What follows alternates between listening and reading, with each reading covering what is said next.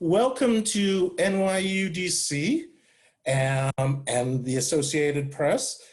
We're having, or at least virtually, this is one of our early virtual public events.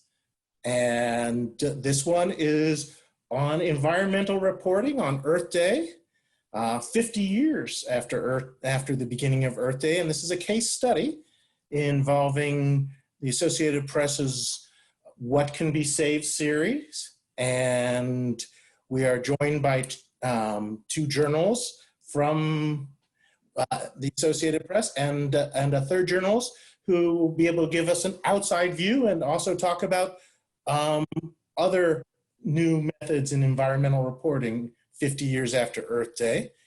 My name is Seth Borenstein. I am an adjunct instructor here at NYU Washington, and I'm also a science writer for the Associated Press. As you see in my background, the dual affiliations. I've been teaching here at NYU DC since it was founded, and I've been at AP since 2006, and a science writer for more than 20 years. I'm joined by my AP colleague, science writing colleague, Christina Larson. She's an award-winning science and technology journalist who's reported from 5 continents. She was previously based in Beijing for 7 years, moved to Washington, D.C. in 2018 to focus on environmental reporting for the AP. As demand, she's also reported on the world's first bioengineered babies and on global efforts to respond to COVID-19. I'm also joined by Federica Narancio, who is a video journalist with more than 12 years of experience creating short and long-form videos for digital and broadcast news organizations. She currently produces health and science stories for the Associated Press, based here in Washington. Before that, she filmed in political and immigration stories in the United States. James. As major news events across Latin America. And we're also joined by Ken Ward Jr., who is a reporter at ProPublica, and before that, a longtime reporter at the Charleston Gazette, Charleston, West Virginia, one of the great environment reporters and a longtime leader in the Society of Environmental Journalists and co-chairman of the Freedom of Information Task Force. And now he is also co-founder of a new civic news organization in West Virginia called Mountain State Spotlight. Watch for that soon. So that is who you have here. We will be open to questions in a little bit. But first, we're going to talk a little bit and show you a few videos, actually. So first, forgive me, I'm getting my screen's ready. So, all right, so the Associated Press has started last year, What Can Be Saved? Christina, can you tell us a little bit about how it started and what it's supposed to be doing? Sure. Okay, great. Well, Seth, thank you so much for convening this. Hello to everybody watching. It's great to be here on the 50th anniversary of Earth Day. So the What Can Be Saved series was basically, I guess, a response to the sense that a lot of readers and viewers, people who are taking information about climate change, maybe responded by feeling like the challenge was so big that they felt hopeless. And when people feel hopeless, sometimes the response is, well, what can you do? Let's, sort of throw your hands up in the air.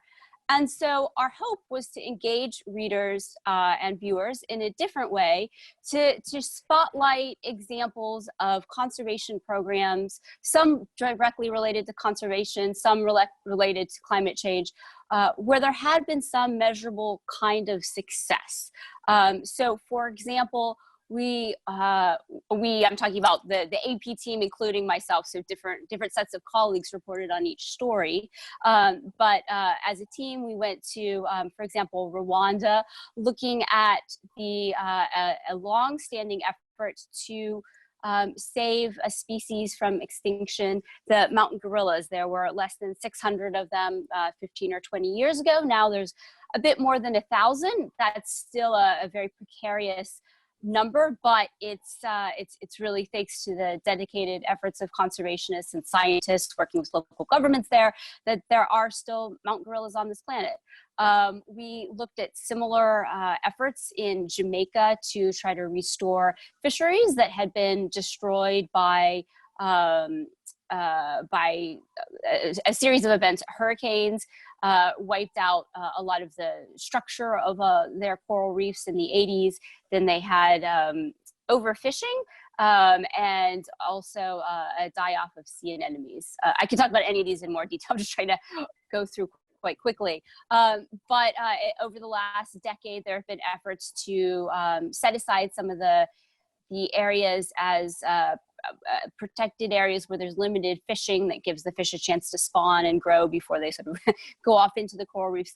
There's one example. So we could talk about them in more detail, but the idea again was to give people a sense of these problems are huge, they're important, but there might be answers. We don't want to oversell it. There's, I mean, all of these successes remain fragile as the planet warms.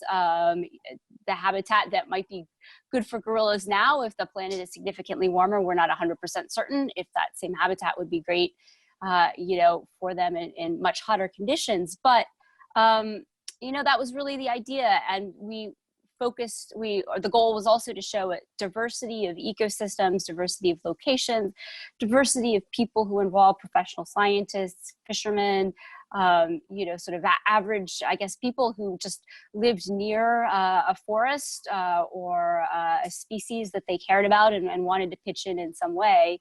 And so that's, really what resulted in, I think it was in the end, a 12-part series. Federica and Seth and I all worked on different components of that along with other colleagues. And so in this, you'll find there are the normal, what we would call text stories, used to be newspaper stories, many still photographs. You could see a bunch of them. By the way, the website, which I am sharing right now, is apnews.com/whatcanbesaved, all one giant mush-moshed word. But this is what would be clearly multi-format. Text reporting, amazing still photography, and incredible videos.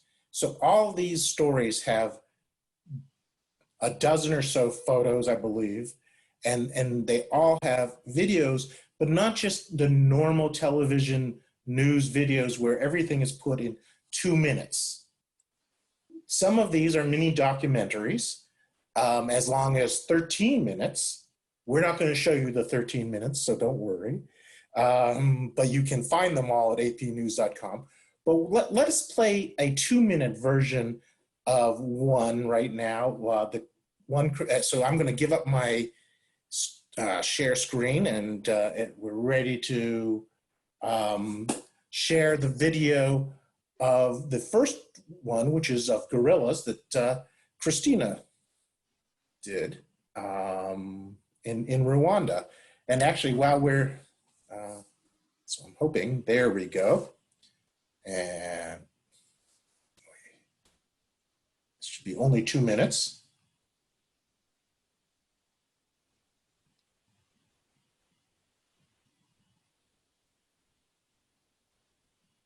I think if you hit the button at the top, yeah, there, just try it there, yeah.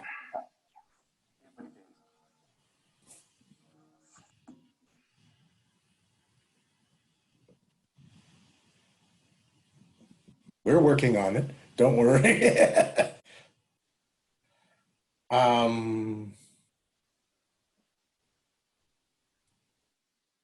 Hopefully this is gonna work here.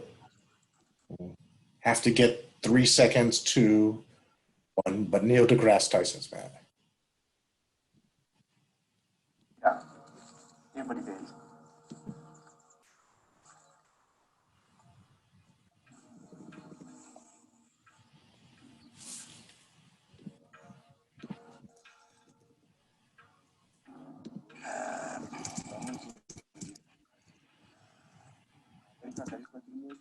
We do patrol around of gorilla just to make sure that the There's no illegal activities.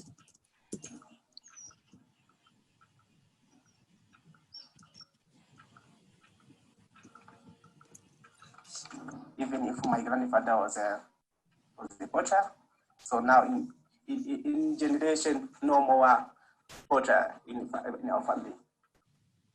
It's all about teamwork. And of course, each piece makes a difference. So we are on call almost 24 hours a day. We do all our clinical work in this forest. We don't take animals outside the park. This.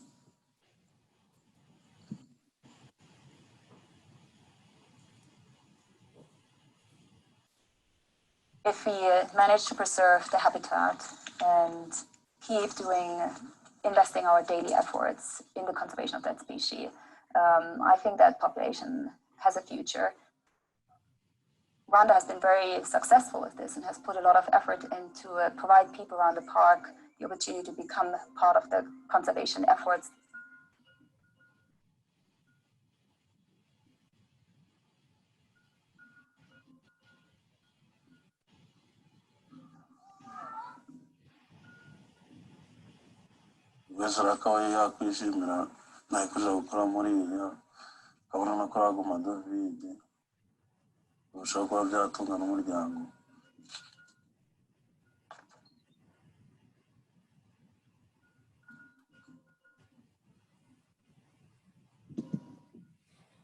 Okay, thank you. So obviously this doesn't work quite as well online as had we been doing this in person. These videos are in some ways mini documentaries, and if Federica, you do normal video every day as a journalist at AP. How is this different? When what you have to do for this, how is that different than everyday journalism for you? Hi, Seth. First of all, thank you for gathering us all together at this event. So usually, the stories we do are, like you mentioned, 2 minutes in length, and maybe they have to do more with a newsier story. In this case, I think it was more of a deep dive. And when you do mini documentaries, you maybe follow people with more time. You think of story arc, things like that, how the story evolves. And you also, there's a matter of format, like the mini documentaries, we maybe don't have a voiceover narration. We use, the interviews with people, and sort of they are telling the stories. So we do longer interviews and things like that. But I think mainly it has to do with following the story with more time and seeing how it evolves. And in environmental journalism and in video, I think that's a great opportunity, because sometimes, the challenge of telling environmental stories visually is that, sometimes the impacts of things like climate change or global warming, you see them in the course of many years. Obviously now we're seeing it faster, but I think in video you have to be able to show it so that it connects with the audience. So if you have more time, to follow, I don't know, a town that has to relocate because of rising waters or soil erosion, or if you have the time to follow a team doing work in the mountains of Rwanda or in Venezuela trying to save their science, you'll have more opportunities to tell that story visually. Does that make sense? Yes.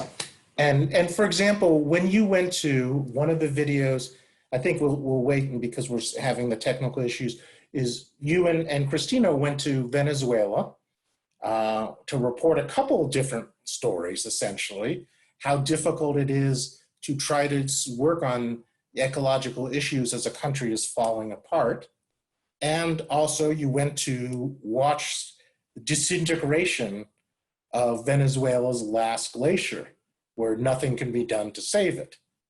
How long are you in the field for a story like this, and how does that compare to for a regular story? I think in that case, you may go for a week to 10 days, but there's so much work pre-producing that, with like months of pre-production, and then months of follow-up, and that you actually, I think that week or the 10 days you're on the field, because it works because of all the pre-production behind it. And that was the case in Venezuela, where there was like obstacle after obstacle. First, to get into the country with a camera and get the permits, and all the political challenges and the country falling apart. We also, we went with Christina to the Peruvian Amazon, and there was a group of scientists in the Peruvian Amazon planting trees, but in the context of a military operation against illegal mining. And what we both realized is you can have all these great projects and where the science works, but the context also has to work. If you see that the government is not putting the effort, or there's all these social problems surrounding the science, then it's hard. And it's important to give that nuance as well, that context matters, and that social issues are very intertwined with environmental issues as well. But certainly in many of these countries, pre-producing what took a lot of time, and in some cases, like in the case of Venezuela in particular, I went there for 10 days, and I found two wonderful local freelancers who filmed beautifully and who were mountaineers. And because I couldn't go back for many reasons, I asked them to, every month or so, every week or so, hey, go film this, do this. And we worked together for the course of 4 months. And actually, before we finish this whole discussion, I should mention that the work AP does on all health and science, but especially on this project, was included financial support from the Howard Hughes Medical Institute. However, they did not have any role in the editing, assigning, or anything of the story, just in providing the resources so that they could be done. And we're going to get back to this, but what you and Christina have done over and over again are parachuting into communities, whether it's Rwanda or Peru or Venezuela or China. And what Ken has done is lived decades and written about the environmental issues of one community, especially the Charleston, but mostly the coal community of West Virginia, and the environmental issues, which is a lot different in reporting on the environment than reporters coming in from another country. Because you shop with these people, see them on the streets every day.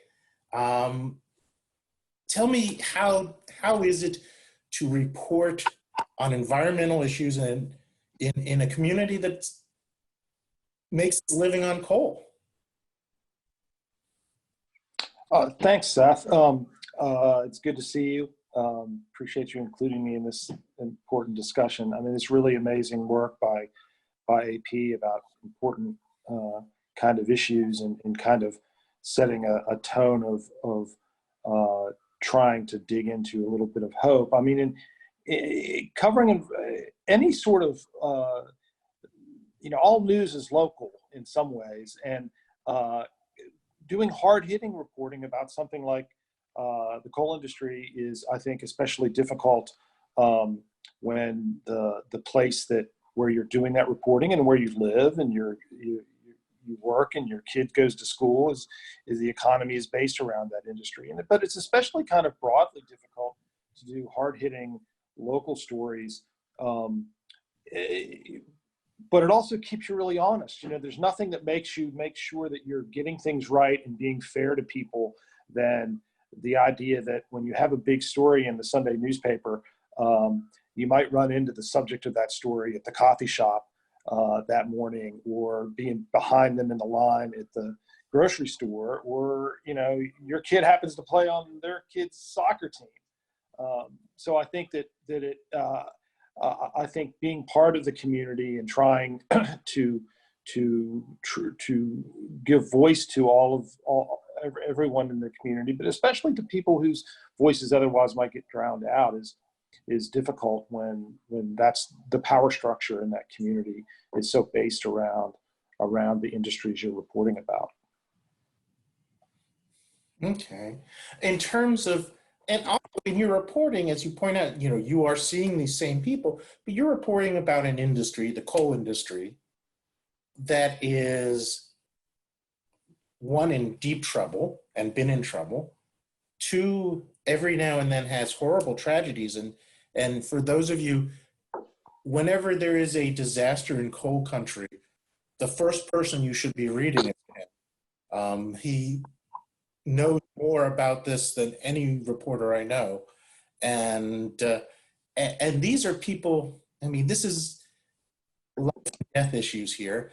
And the more you write about climate change in West Virginia, the more your readers connected to the loss of their livelihoods. How do you balance that? And does it affect reporting on climate change given where you are? Well, I think that you know, look, it's difficult to make a man understand something when his job depends on him not understanding it.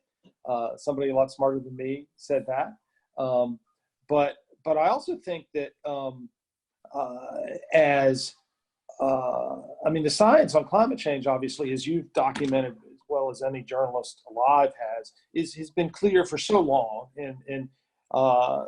But of course, that you know, the forces of misinformation and disinformation and confusion, you know, the trolls that come after you when you do a story, they live off of trying to find little bits of the science that aren't 100% settled forever, and turning them into bigger things. So you know, obviously, one of the important things is for journalism is to have people not just we need not just national AP experts who are writing about climate change, but we need, you know, armies of people in local communities where climate change is an issue, making those issues local. And there's been a lot more of that happening.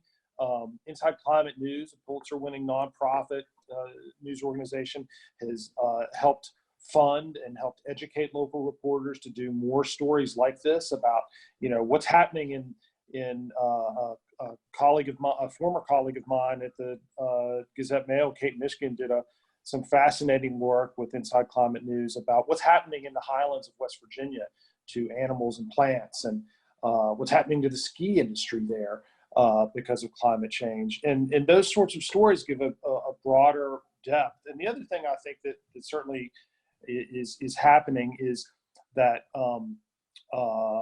consistent reporting of the facts of the situation.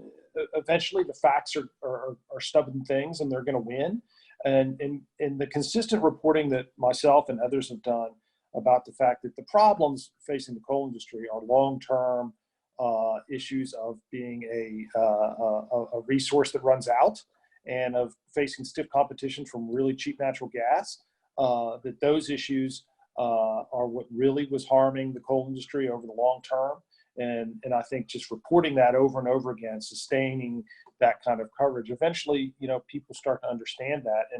And I think that, you know, really in places like West Virginia or Wyoming, you know, a huge part of the ballgame now in this, it's kind of where environmental reporting and economic reporting and government reporting all kind of intertwine, because a big part of the ballgame is what's the end game here? Who's paying for all of the environmental cleanups that are needed? Who's providing infrastructure and education programs and economic programs to build up these communities? Where's the you know, where's the just transition for communities that have built this country? And those those are places where, I mean, the environmental beat is so rich because it bleeds over and controls every other beat in some ways. So I think that those are stories that are really kind of important going forward.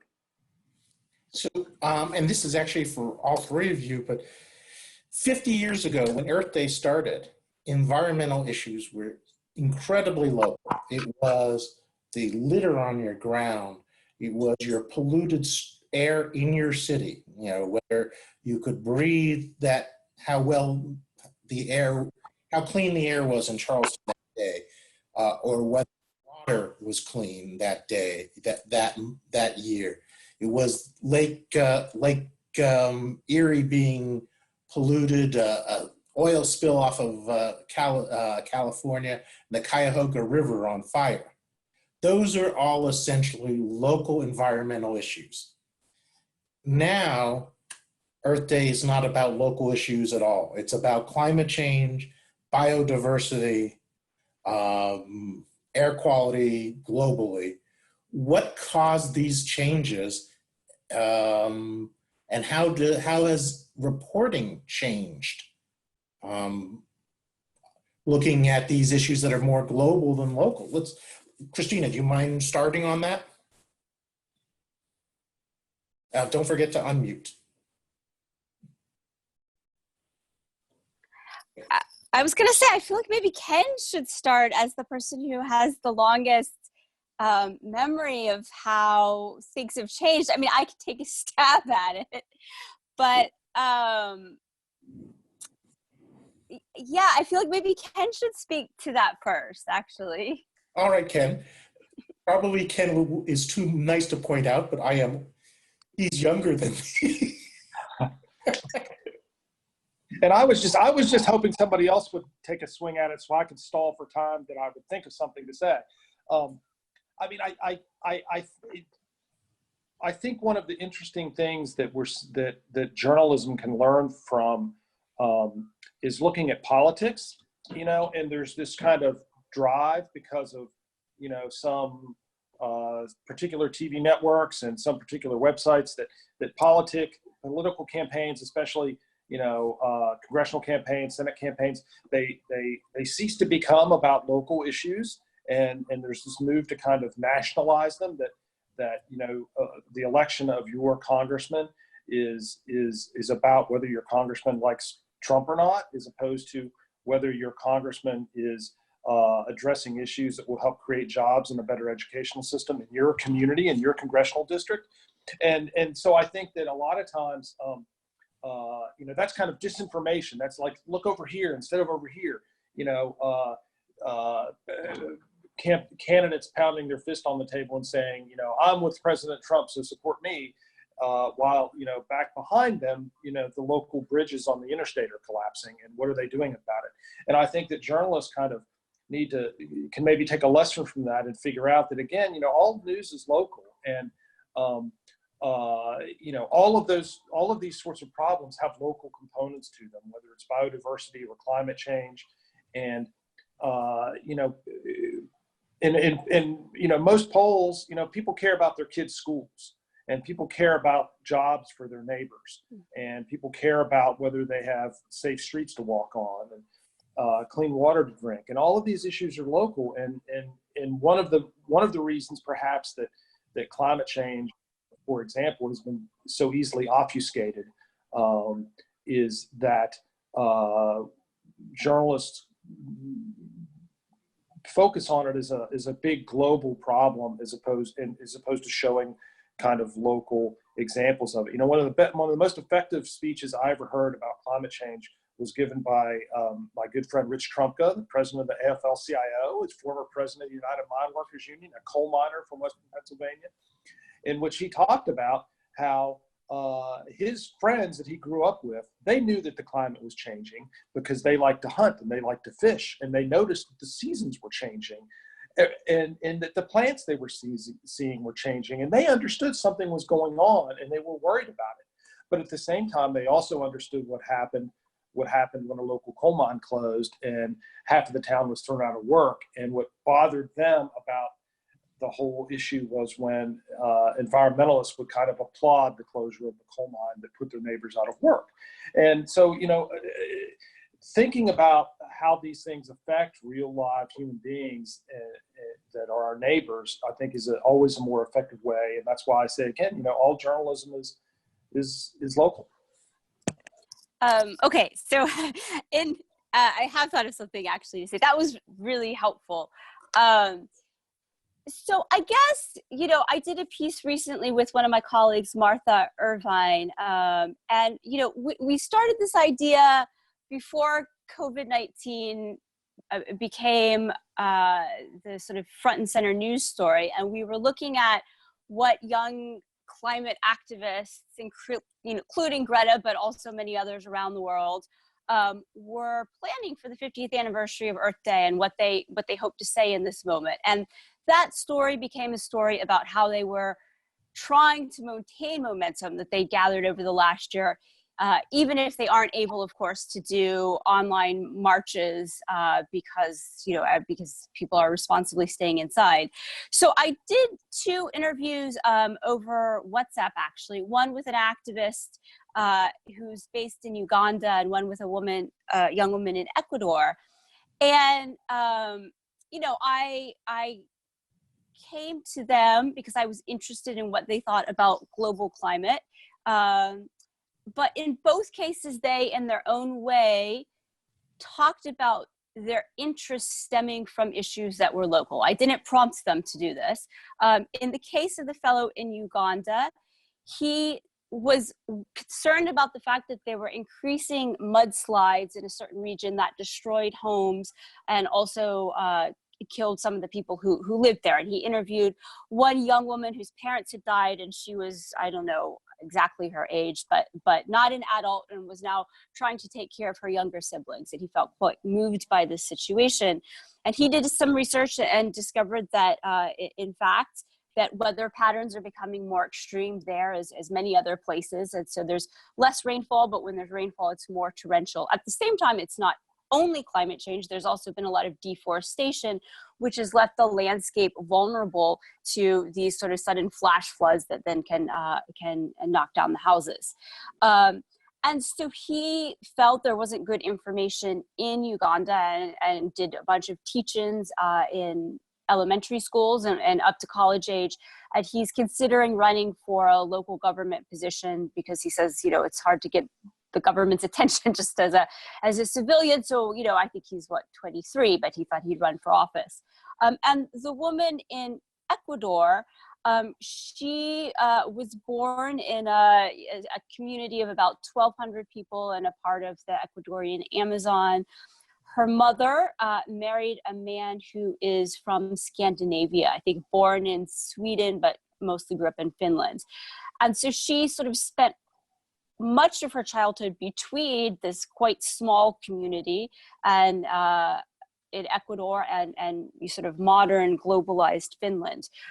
But what became important to her in Ecuador is that this community's land rights were continually threatened by the fact that oil companies and mining establishments wanted to seize that land for mineral extraction. And so the community and in particular her mother were very involved in organizing campaigns to try to assert their right to the only land that they have and the only way of life they've ever known. And so she began to connect these questions of land ownership with who is it that's trying to take her land as she saw it, and what are these companies harvesting, oil, among other things, and what are they doing with that? And so that led her to become interested in global climate issues. And obviously these are activists, these aren't journalists, but I was giving them a chance in the story really to tell their own stories, how they became interested. And so the story that we wrote was in effect about global activists. Martha, my colleague, interviewed someone in Chicago and someone in Wisconsin. And another colleague interviewed someone in India. So it was effectively a global story, but most of the individual people that we interviewed were making a connection with their home. The other point I wanted to mention just about sort of the framing of environmental journalism. So not having been alive or reporting 50 years ago, it's hard for me to talk about the chronology of maybe how the meaning of Earth Day has changed, but I can talk about how I think about maybe environment as a reporting topic. It's funny when people ask, like, are you in it? What kind of journalist are you? I'm writing a little bio for you. And I actually struggle with this question because first I was a magazine writer, and then I was a foreign correspondent, and then I worked for Bloomberg as a technology correspondent. Some people called me a financial journalist, which I sort of took onus to because I thought I'm not a financial journalist. And now am I an environmental journalist because I cover environment? And I'm the same person. I'm actually tackling many similar questions about the world we live in and equity and the future and what we're leaving to future generations. And so I think I don't actually think in terms of these categories. Sometimes they're quite useful. But often when we're talking, I mean, Federica made the point about, social issues. I mean, often if we're talking about, let's just take the example of the land issue in Ecuador that I was just describing. I mean, this is an issue about indigenous people. It's about rights. It's about government. It's about really what the Constitution there guarantees the people of Ecuador, to some extent, because it's about the role that women can take in being leaders in their community or not, and who their voices are heard. So I guess it's an environmental issue, but it's not exclusively an environmental issue. And so, again, I don't know what Earth Day 100% felt like 50 years ago, although I've read a lot of retrospectives. But today I feel like the environment maybe is a lens, but almost every environment story I could think of is combined with some elements of accountability journalism, social journalism, financial journalism, FOIA requests. So it's, I think, it's a big tent, let sort of everybody in. I don't try to draw distinct lines about what is or isn't one kind of journalism. Okay. I'm going to ask, before I ask Federica, I wanted Federica to jump right on this in a second. For those of you watching, I believe we are going to accept questions through the Q&A box, and we'll start in a few minutes on there. So if you see your Q&A box, just type out the questions there and we'll ask them. So they're going to start to come to me. We'll probably start with that in about 5-10 minutes. Federica, you actually get to pair, unlike Ken and Christina and myself, you cover all sorts of science and health issues, not just environment. So you can, Christina just talked about having all this, being the technology and being, all these things, but now Christina still more specializes. You are more the generalist than any of us here. How, when you come in and see environment writing, you're sort of separated. So from a general journalist point of view, do you see anything? How does environment writing look to you? Does it look just like every other thing? Are there differences? Are there biases or specialties here? Yeah, and I'm a generalist in the health and science beat, and I'm also a generalist in the sense that before coming to the US, I worked for 6 years in Latin America, in Chile, Venezuela, Brazil, Argentina, Paraguay, covering issues, protests, land issues, social issues. And so what I learned, and also reporting with colleagues like Christina, is, and I think she mentioned this also, is how environmental issues are also intertwined with social issues and inequality issues, because what I see is so many of the people being affected by issues like climate change are people that are the most vulnerable. So, I think that's important to report on, and to give voice to that and show what's at stake for these people. It's also, defending the environment is a deadly thing in many countries of the world and in continents like Latin America. So, I think Latin America, according to Global Witness, is the deadliest continent for environmental defenders.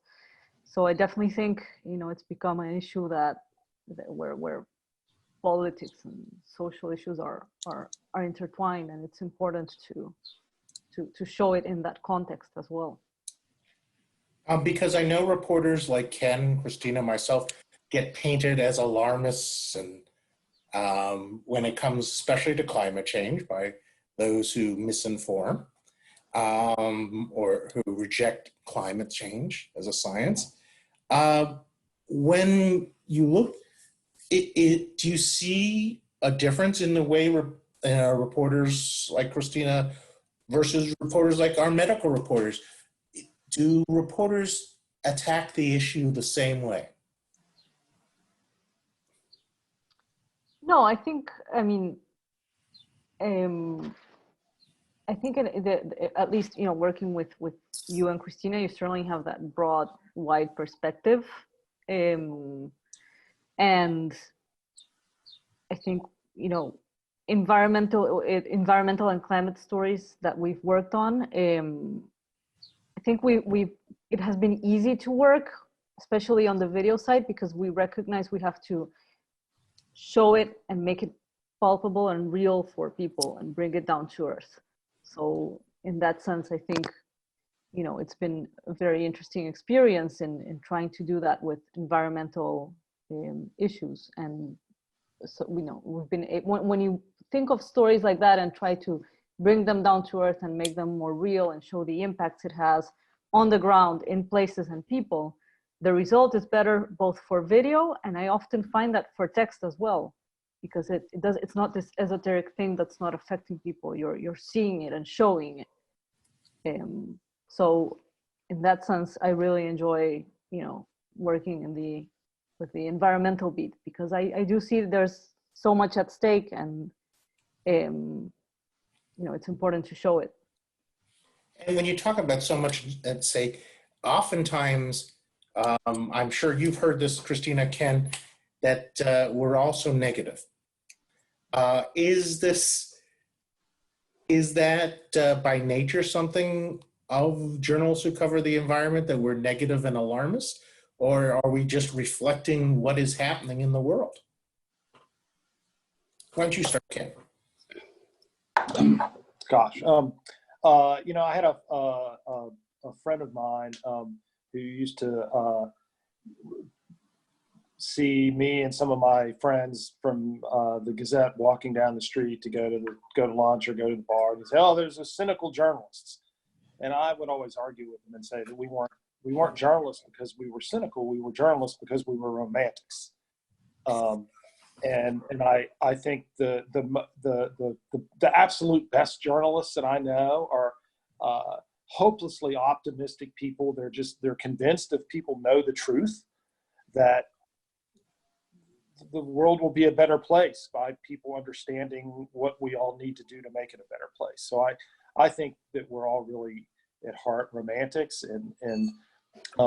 but it's difficult. You know, I mean, journalism is clearly under such assault in so many different ways, from the President of the United States to a lot of governors and other political leaders, you know, perhaps more so than any time in our history, just totally under attack. And in the financial grinding away of what's happening, you know,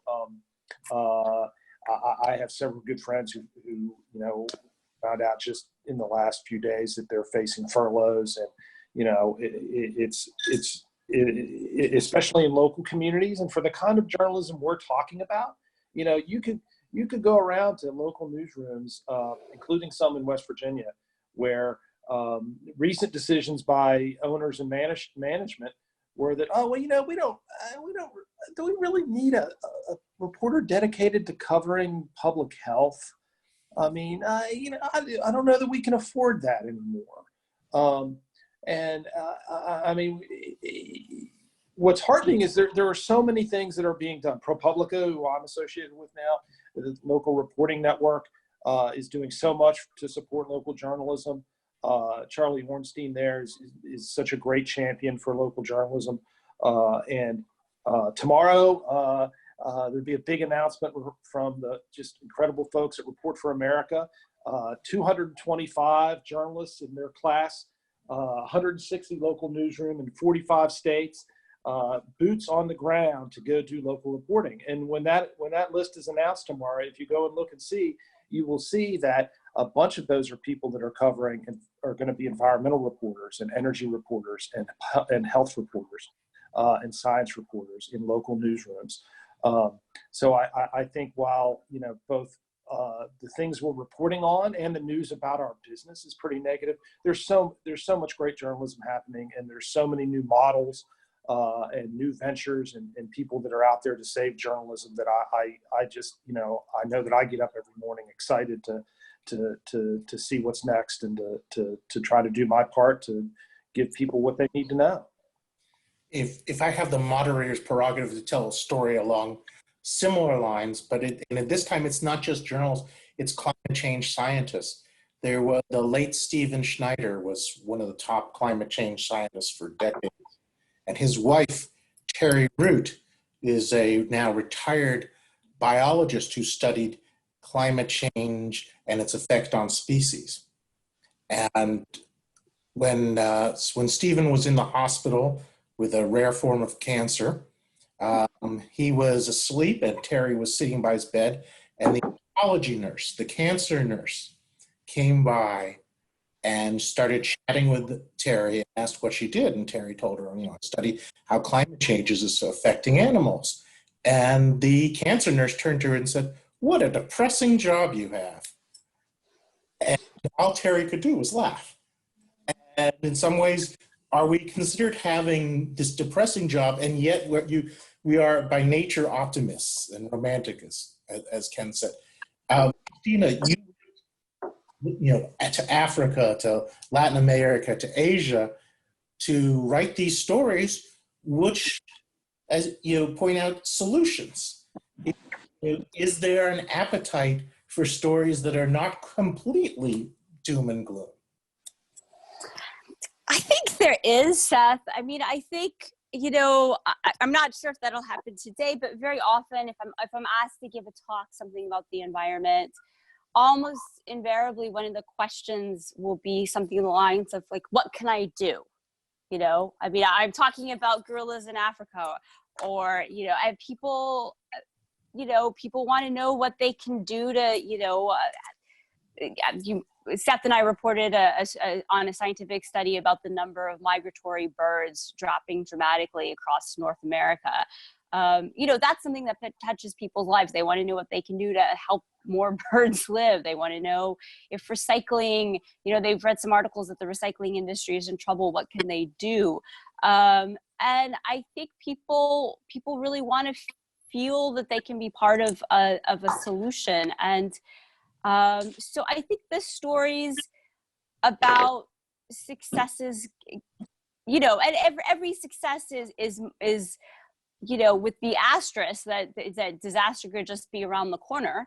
But I think people do connect with that. And, you know, also I think that we want to feel, rightly or wrongly, that we have some control in our lives. I mean, it's terrible to think that I think one of the scariest things right now in these sort of COVID times, right, is to feel that the world is changing all around us and we're sort of waiting to see how the chips fall.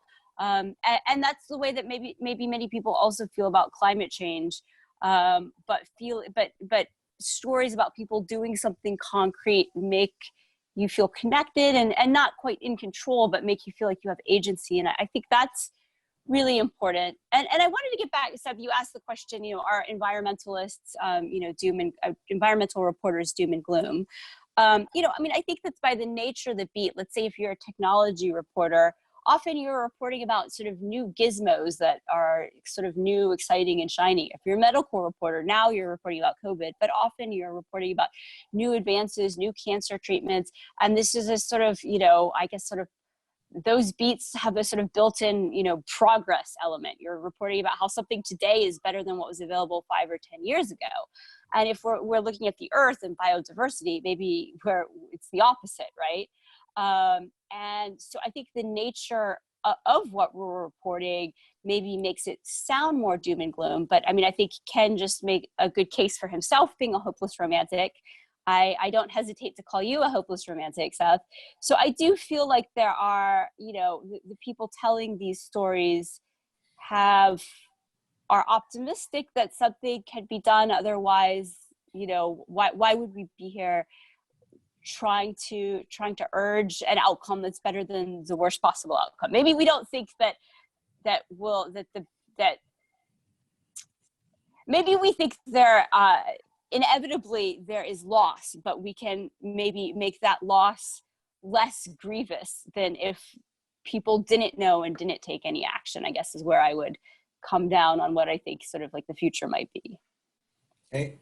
I'm going to start to ask some of the questions that we've gotten in through our Q&A, and please, you know, feel free to, I urge you to ask questions via the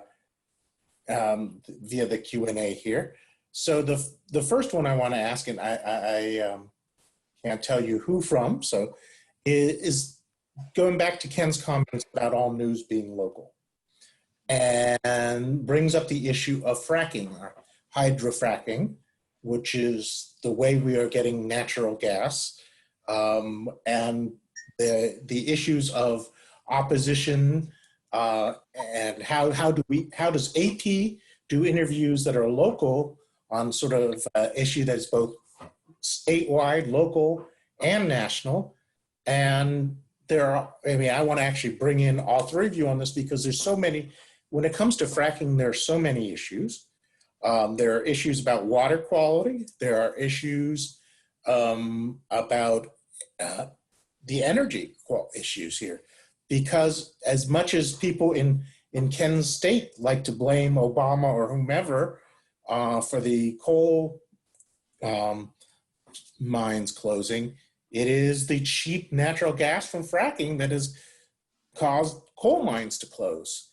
And then the question is, how does an organization like AP cover something that is in some ways such a local issue and at the same way a national issue? So let's actually, you know, because it is a national issue, this is where our fuel choices change.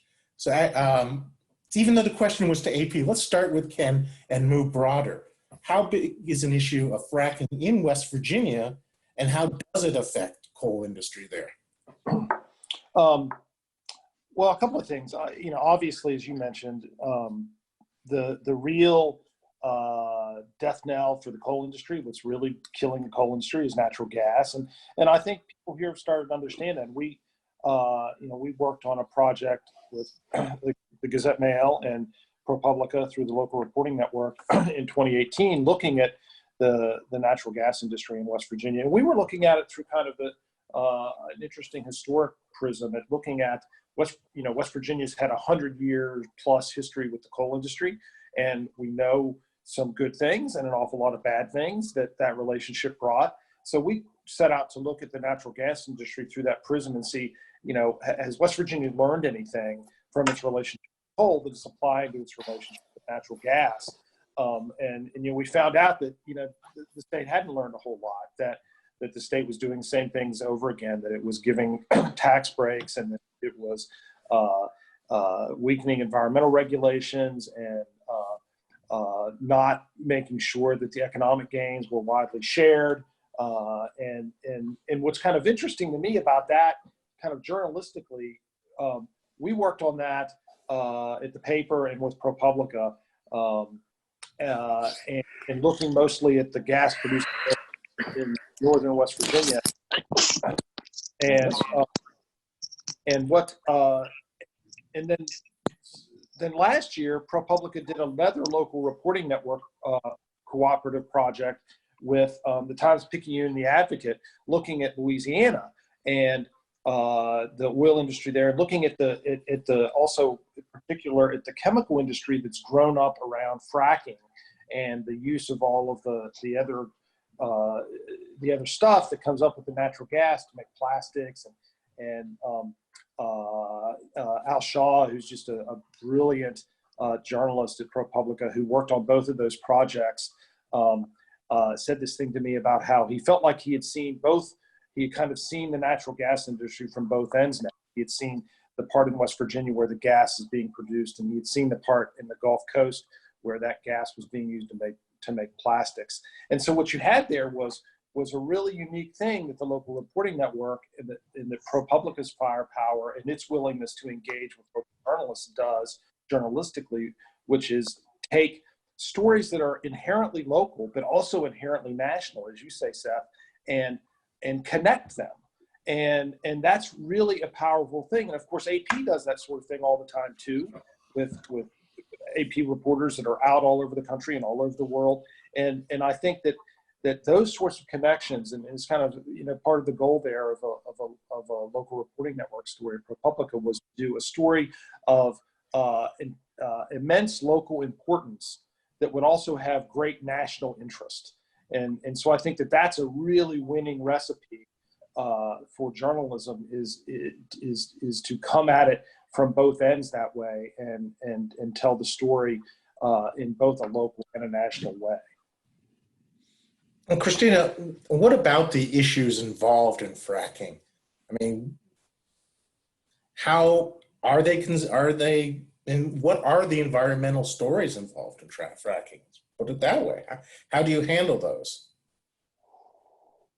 You mean at AP, or just? I mean, I think if I can frame the question really about the sort of local and national, Yes. So I haven't reported on fracking myself for AP, but I did a story. I worked on some stories actually about wildfires, both in California and in Australia. And I am based in Washington, DC, which is not a wildfire hotspot, obviously. But a colleague of mine who is based in the West, he's actually based in Montana, Matt Brown, but he went to a community that had been affected by wildfires in California, which was a sort of half-day drive for him. And so he was interviewing local landowners about how they would feel about government projects, which was basically sort of trim some of their, I guess fire experts call it fuel, but basically trim the woods that are near their houses to sort of reduce the flammable material that fires might move along in corridors. And some of the landowners were like, that's great. And some of the landowners were honestly like, get off my lawn, which is a problem really for the fire, the folks working on fire management, because they do need landowners' permission, generally speaking, at least in California. And so Matt helped flesh out this land ownership issue with some particular individuals who were directly affected.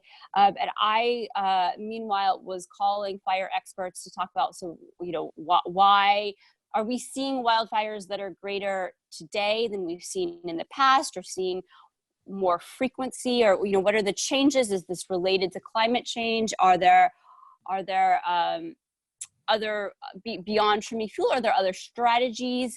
And then as the Australia wildfires began to kick off, then there's questions, of course, about, generally the US and Australia, actually, the two countries sort of trade wildfire fighting teams because our wildfires typically fall at a different part of the year. But if the wildfire season is extended, goes longer because of climate change, and then there's overlap, then we're not able to trade wildfire fighting teams, then that basically reduces the resources for both countries. So in other words, I was basically the sort of, I guess, telephone jockey in this case, making phone calls from DC to experts on fire, on climate change, on some of these resource allocation questions. And Matt was doing the local on the grounds reporting, in this case in California. And so we knitted those two bits of those strands of reporting together for the stories we did. So, I mean, I could imagine a similar strategy for someone covering fracking, right?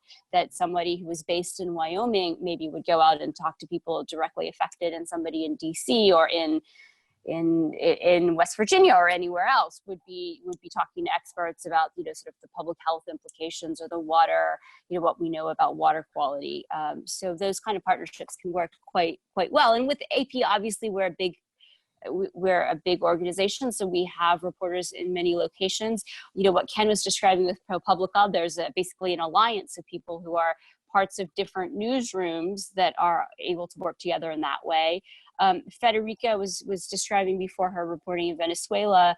You know, she went there herself for about a week, but then she worked with a local freelancer to do follow-up reporting when she wasn't able to return.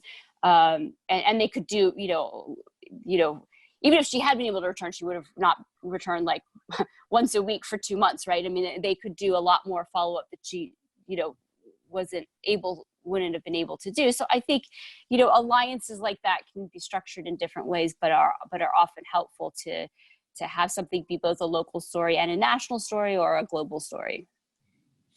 One other, just let me add in some 2 cents here, because I have covered a little fracking at AP and before at other news organizations. There are, when I do cover fracking from a science point of view, I bring in colleagues in most frequently in Pennsylvania, where you see some of the biggest fracking issues. You have 3 major issues with fracking. One, you have the issue of, is there a water pollution problem? Then you have leaking of methane, which is a greenhouse gas, a very potent greenhouse gas. And there's been a lot of issues on whether the EPA is doing a good job of monitoring how much there is and whether they're accurate. And then the other issue, it gets back to natural gas being cleaner than coal.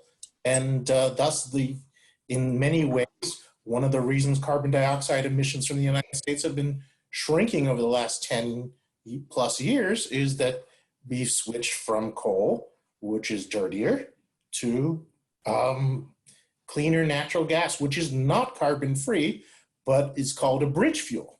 And there are many environmental activists who say we don't need the bridge, let's go directly to the next step. But a lot of scientists say, well, that next step isn't there.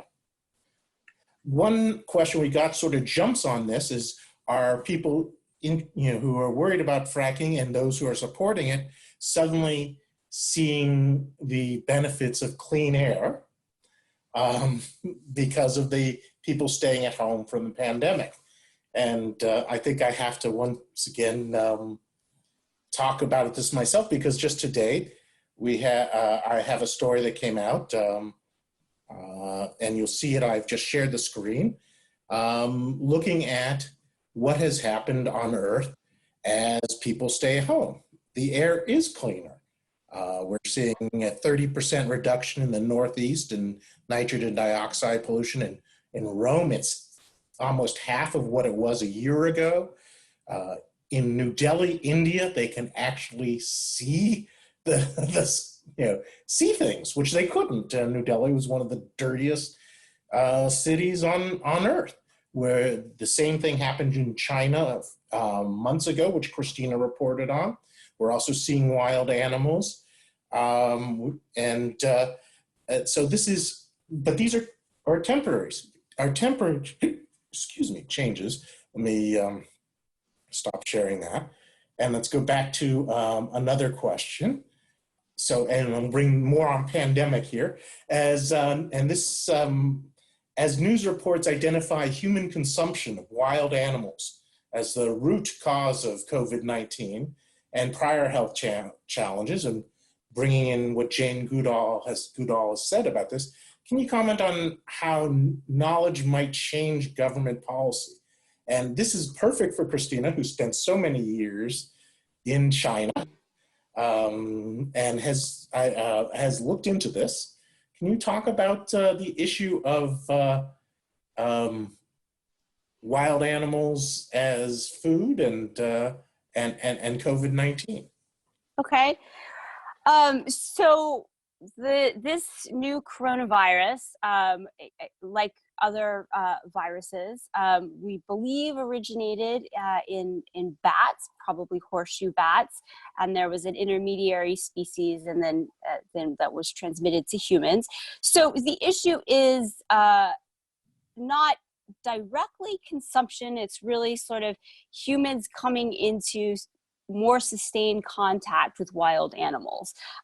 So people talk about habitat destruction as being another pathway. You know, when people are, you know, sort of basically the space between human settlement and wild animals shrinks, and there's more contact. There's more potential for diseases, we call them zoonotic diseases, to jump from one species to another. So the issue of people either trapping bushmeat or selling wild animals in a market is one venue by which something could potentially be in sustained contact for a disease to jump from another species to a human. It's not the only one.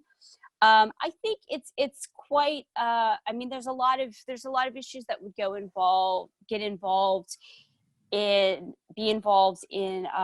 stemming this potential route of pandemic starting.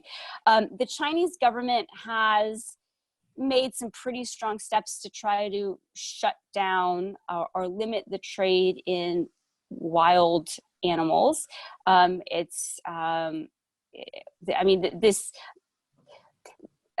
Anyway, so that's a good thing.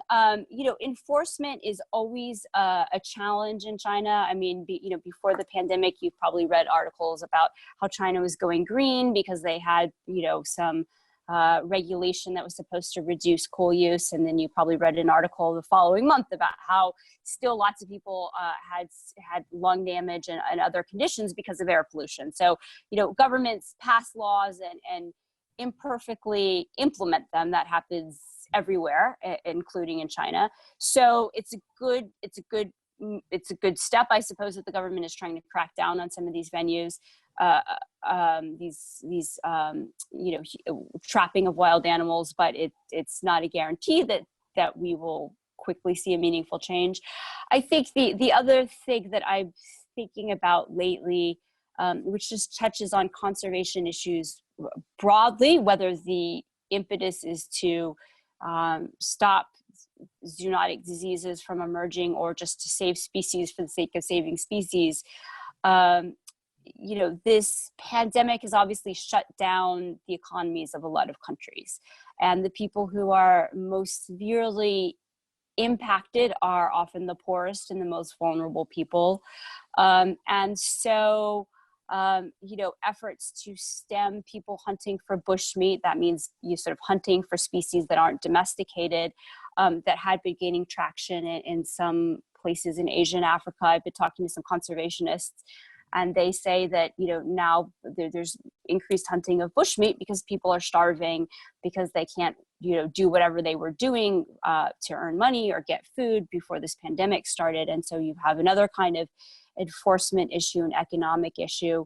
So I think, yes, this pandemic has raised awareness about zoonotic diseases and the dangers, but we also have new pressures in terms of economics and fundamentally, hunger. If people can't return to their normal livelihoods, but put a new kind of pressure on habitats and wild animals. So I think it'll be a while before we can see sort of, how that shakes out, what sort of effectively has the upper hand. But it's certainly shown a spotlight on both those things. Okay. Keeping on the sort of the pandemic issue here, which isn't far from any of us at this point.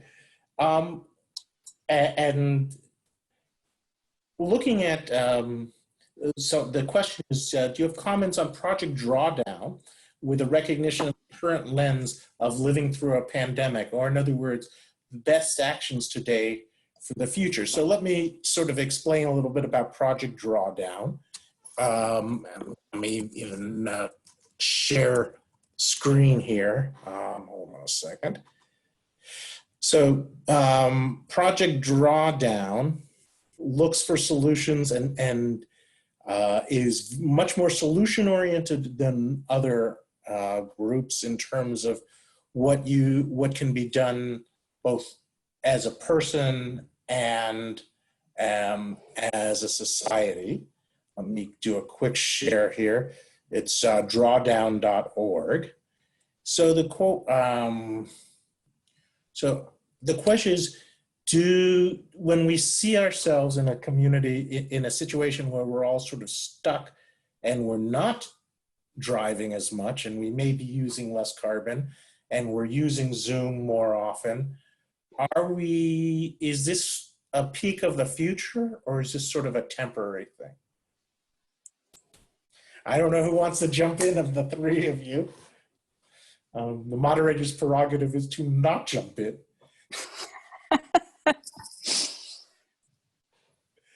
You want to jump, Christina? Since you laughed, you get to go. Okay. So,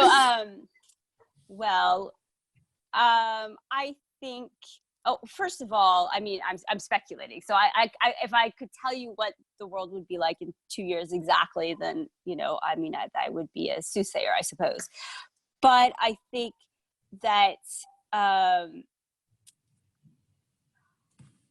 think in some ways, you know, if I could expand this question beyond just the environment, if that's okay. I mean, I think that this pandemic is an accelerator in some ways of things like our use of technology, of you know, holding public events digitally.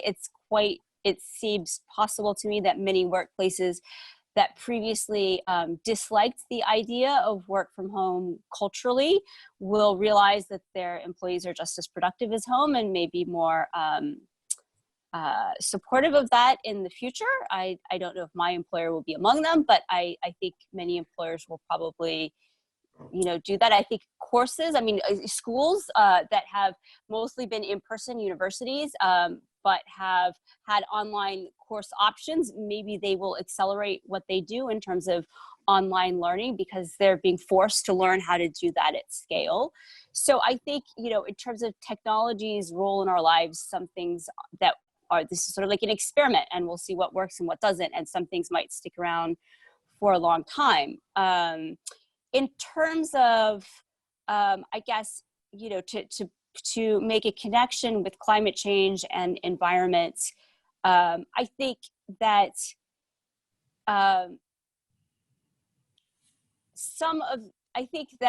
one thing, you know, this is a very broad concept that can mean a lot of different things, but this idea of sort of resilience, right? I mean, I think that some of the things that might be good to protect ourselves from, or basically make pandemics less awful. Let's forget, I don't know if we can control the source, but make pandemics less awful or less impactful may also be some of the same kinds of things that would help us manage the impacts or the drivers of climate change. So if we have a society where more people work from home or do other activities that don't require a lot of travel by planes, which I like traveling, I'll say that. I'm, you know, this is something I wrestle with, right? But that don't require a lot of travel by planes or travel, you know, daily commutes by cars. You know, that, you know, the ability to work from home or work remotely would make us more resilient in the case of future issues like this, and would also, you know, reduce dependence on fossil fuels. So maybe this will get us thinking about some of the ways that we could change our lives or our assumptions that could help with other issues. Now, I'm obviously not trying to say the pandemic is a good thing because, you know, temporarily there's less carbon dioxide being emitted. I do think this is temporary. I do think people want to get back to being able to have grandchildren visit with grandparents, and people want to plan weddings where family members who aren't living in their immediate city are able to travel and visit them. So I don't think this is a forever, but it is an inflection point, and I think probably all of us have stopped and made some small changes in their lives that maybe they'll carry forward. I mean, myself, I've talked a lot more to my parents and my sister, sometimes daily during this, in part because they, you know, my parents are in their 70s, and they, you know, I am encouraging them not to go out very much, so they're a bit lonelier. So I feel that I need to call them, but I probably should have done that anyway, right? Why do I need a pandemic to make me want to check in and see how my mom and dad are doing? So I do think there are things that will carry forward, and I'm not 100% certain which of those they'll be, but there are some things we've probably learned from this period. But I hope it ends quickly, and I'm against future pandemics to the extent we can be against future pandemics. All right, and I know we're sort of running close on the time, so I'm going to try to do sort of a lightning round here of the questions out there, if you don't mind. And Ken, this is from a friend of yours and mine. I don't know if you saw it when I shared my screen. That's when I found it.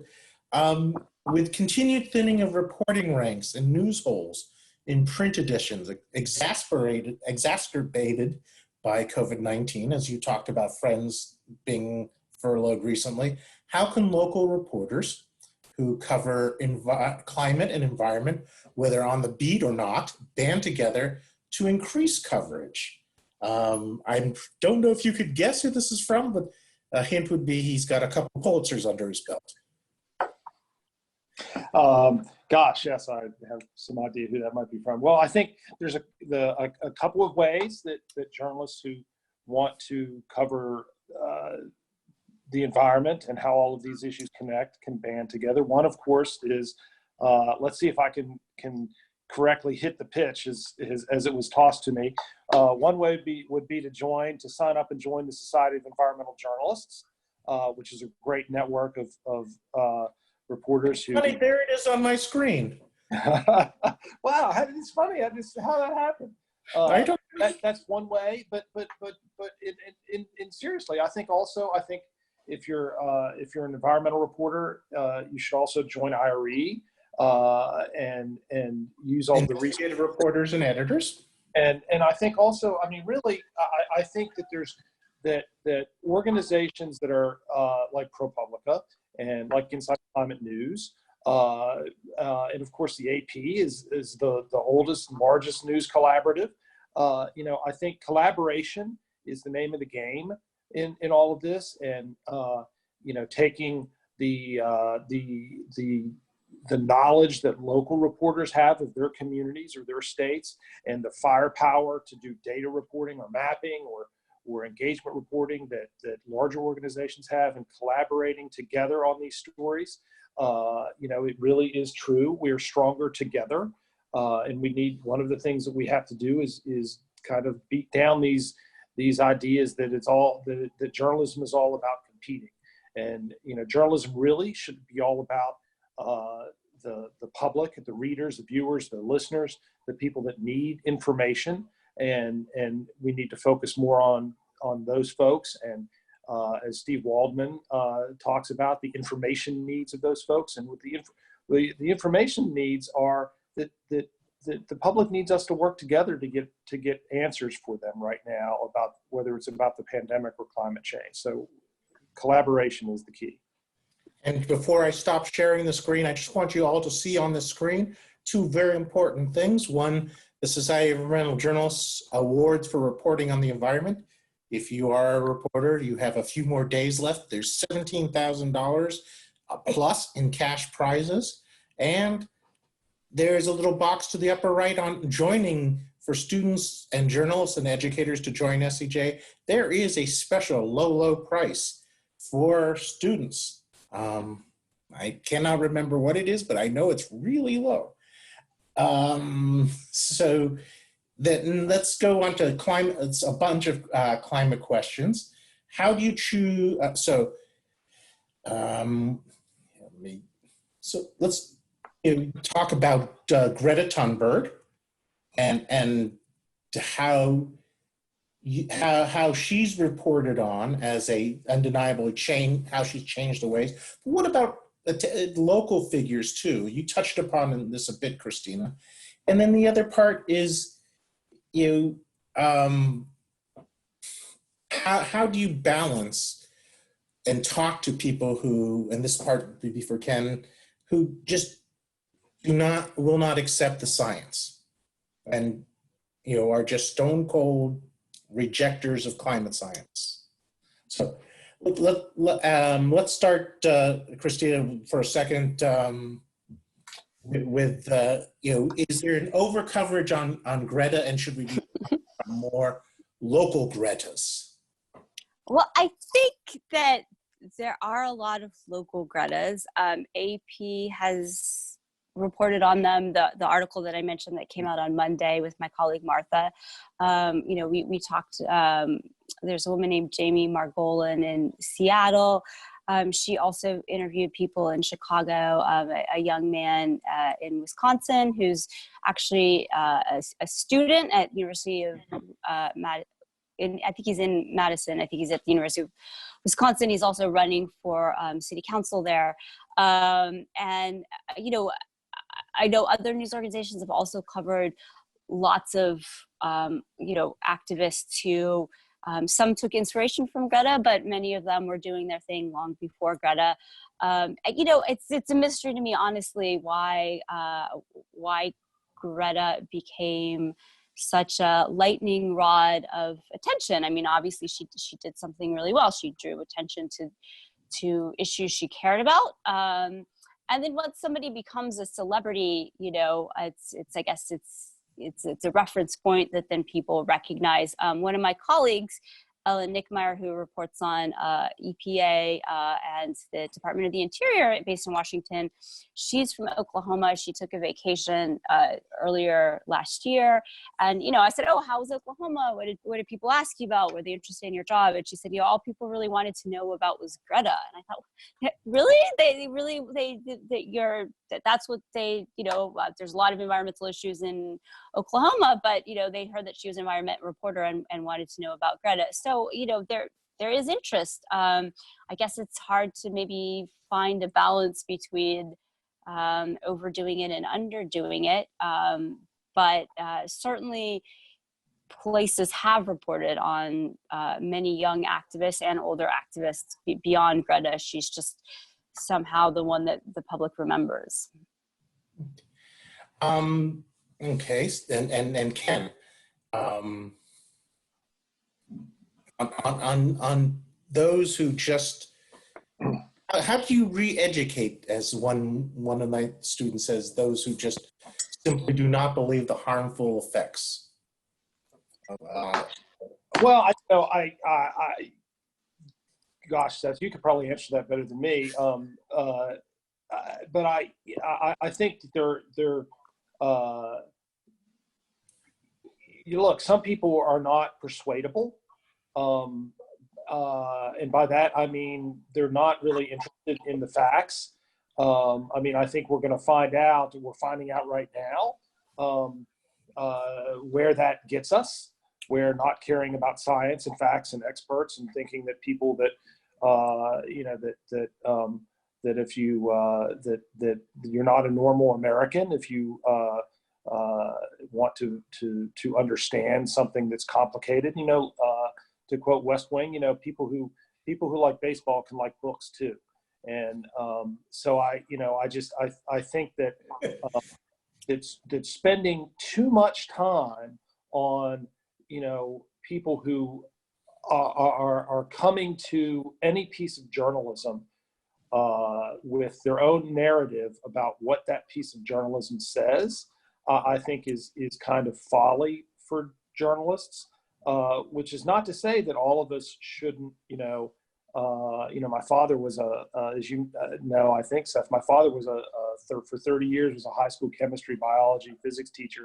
And he would want me to talk about the part of the scientific method where while we might have a hypothesis, we go about trying to disprove it. And that's something journalists should always be trying to do in their stories too. But I think, too much time feeding the trolls is time that could be spent doing good reporting. And I learned that today. I gave in to the trolls and fed them today, unfortunately. Wait, can I tell a troll story, Seth? Sure, go ahead. We have all our troll stories, yes. So, well, no, usually when there's like a new report from NASA about a temperature record being set, generally Seth is the person at AP who covers it. But for the recent months, he's had a number of other responsibilities that he's had to take care of. And so sometimes I've been the one to do those stories, I think they're important and need to be done.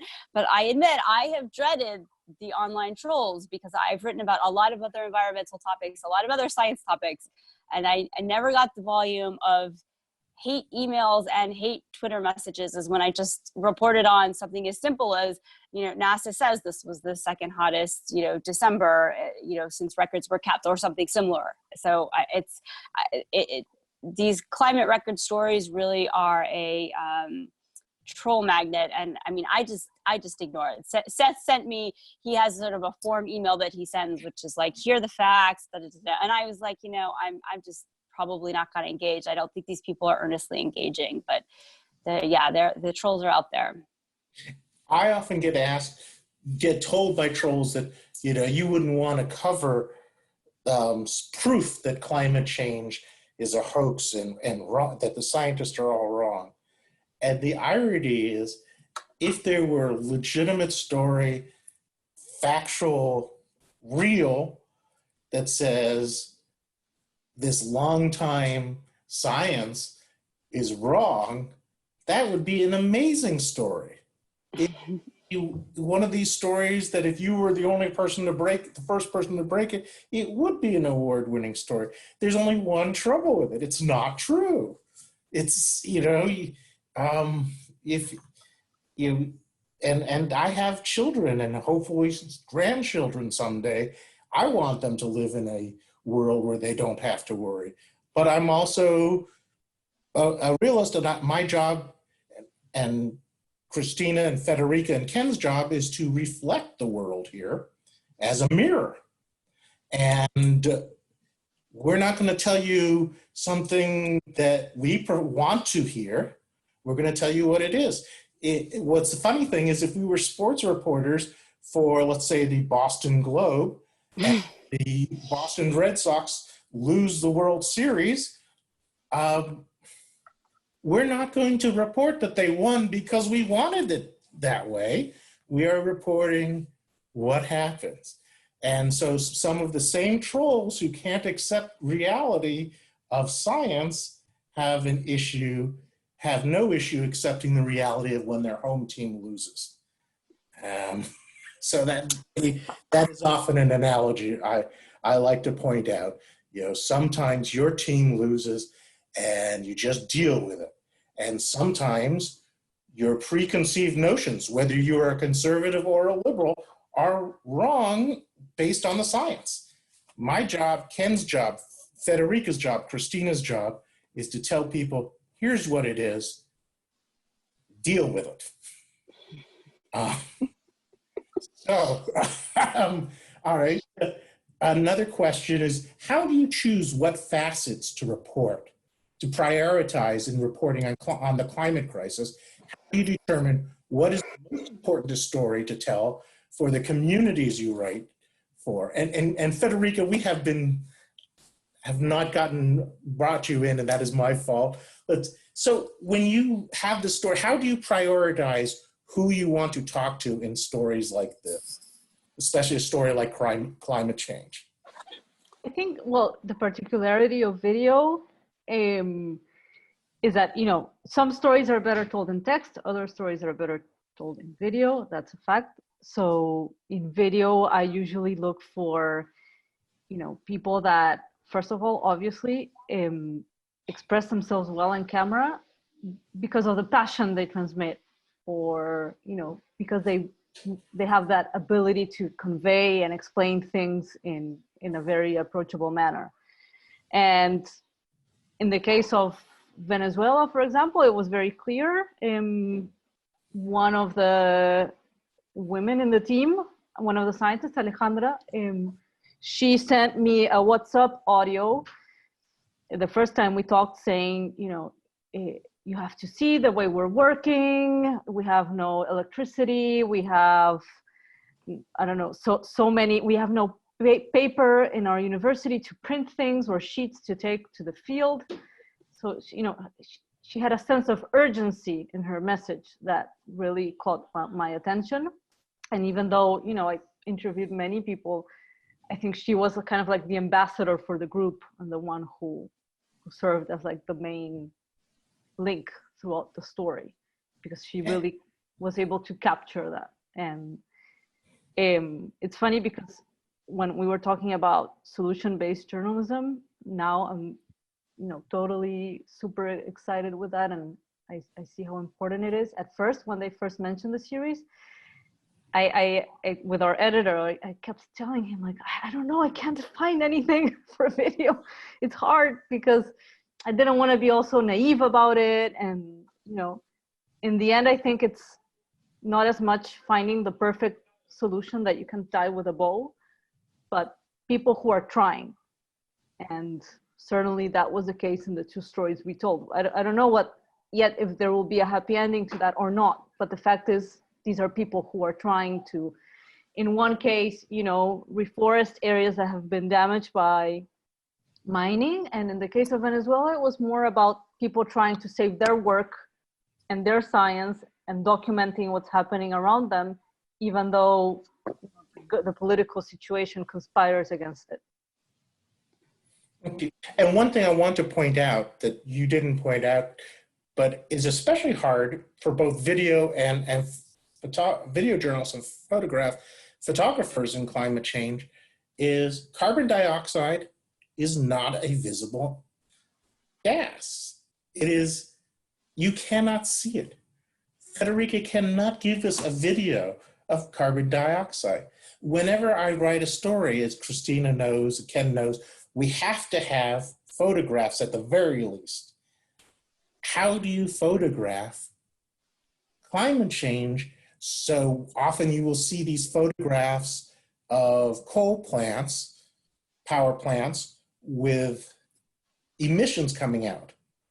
And invariably someone will point out, that's not carbon dioxide that you're seeing. It's other emissions. And that's just one of the challenges. You cannot show carbon dioxide visually because it's not a visual thing. And yet its effects are so visual and visceral, from heat to everything.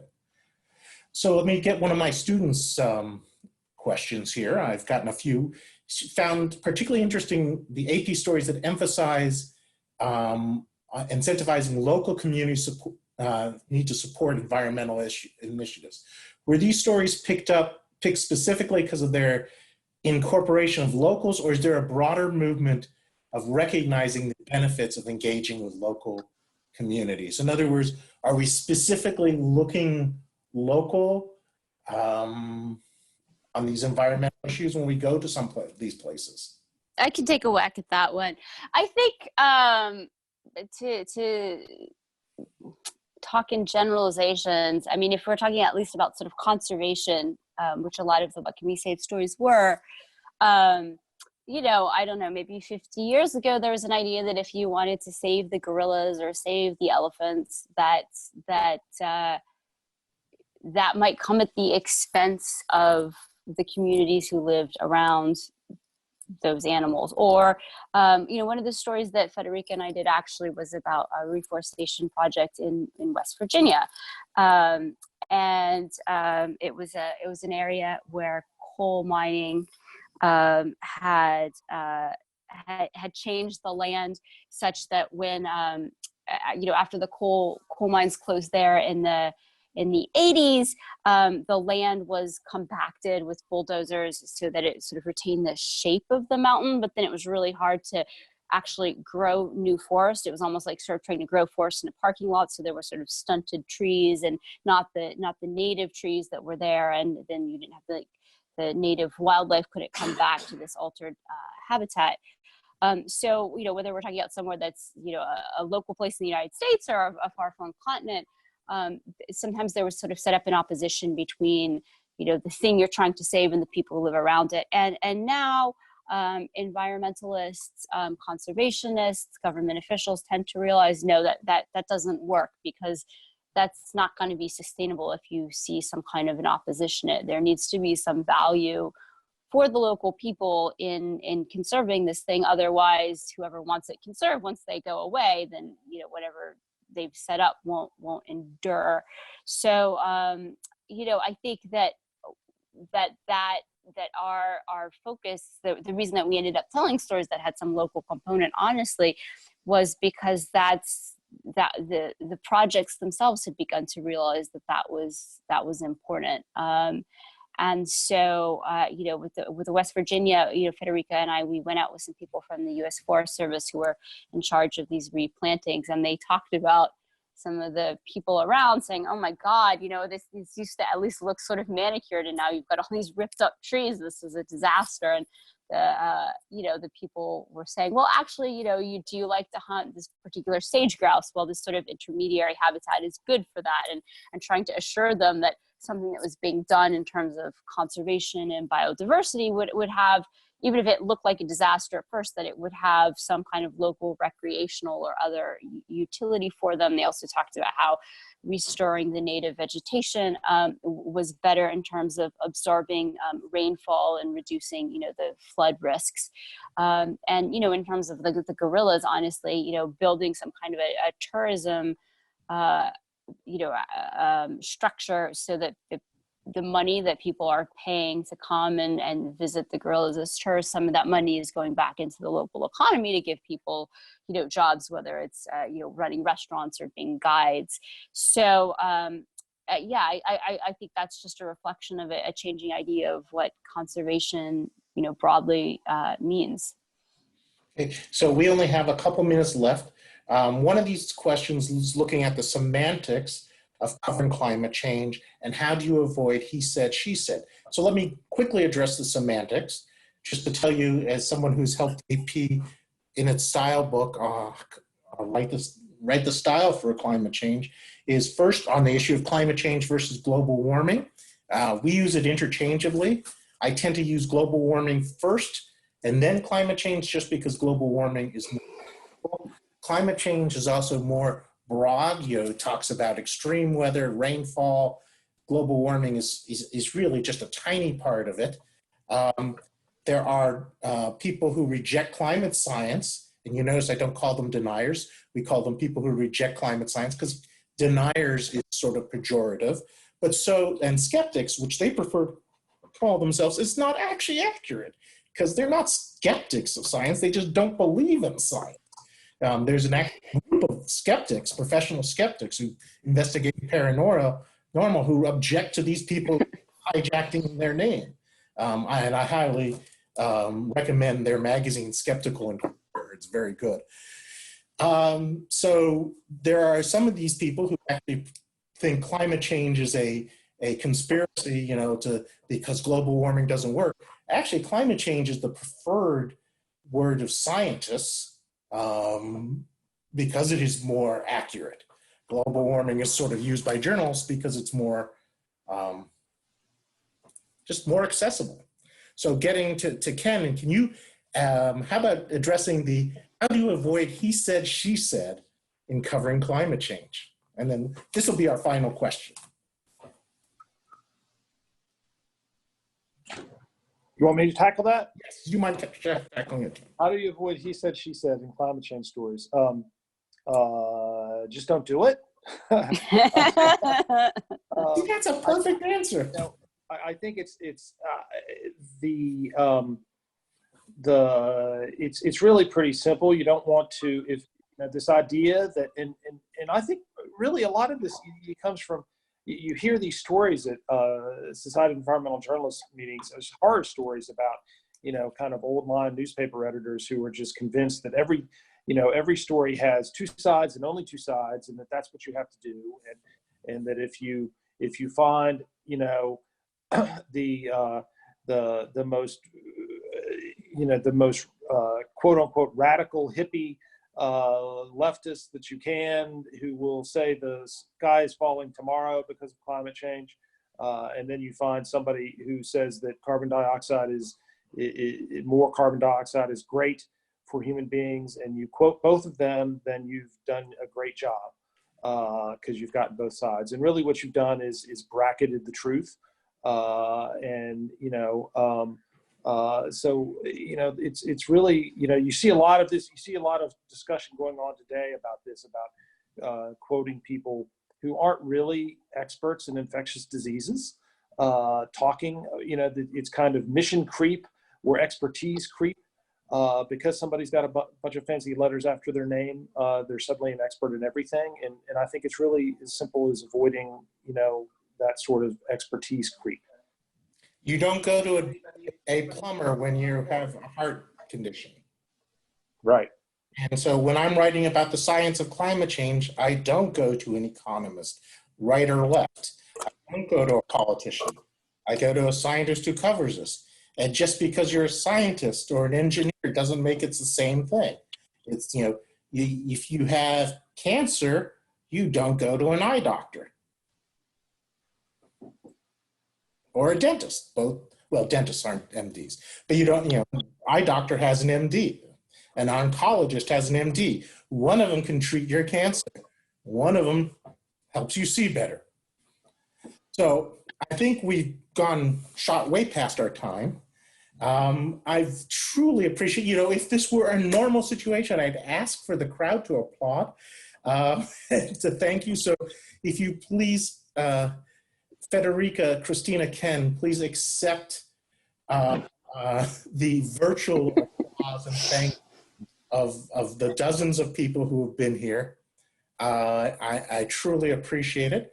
For my students who are listening in here, 15 minutes, join us on the normal Zoom meeting that we have.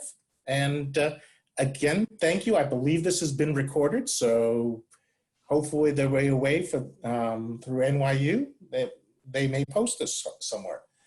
Thank you everyone for coming. My students are saying thank you. So Thank you, Seth. Thanks, guys. Thank you. thanks.